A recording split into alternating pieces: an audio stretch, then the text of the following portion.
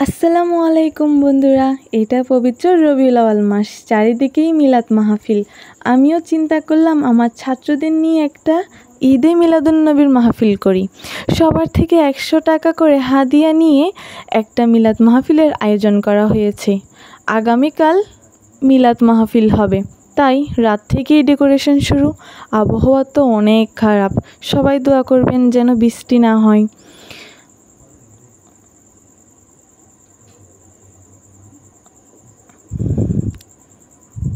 বাকি ডেকোরেশন এখন শুরু করেছে আমার মেয়ে ও ছাত্ররা মিলে। সবাই মিলে অনেক আনন্দ করছে এবং ঈদে মিলাদুন্নবীর ভালোই প্রস্তুতি নিচ্ছে। এদিকে আমার হাজব্যান্ড আর আমার বড় আফু মিলে রান্নার কাজ শুরু করে দিয়েছে। রান্নার কাজ শেষ পর্যায়েই চলে এসেছে। ঈদে মিলাদুন্নবী বলে কথা। এদিকে রান্না শেষ হতেই হুজুরও চলে এসেছে। মাহফিল শুরু হয়ে গেছে, তবরুক বিতরণ করা হচ্ছে।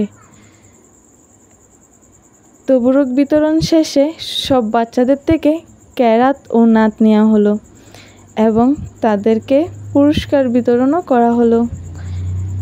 সবাই আজ এই পর্যন্তই। সবাই ভালো থাকবেন, সুস্থ থাকবেন। আল্লাহ হাফেজ।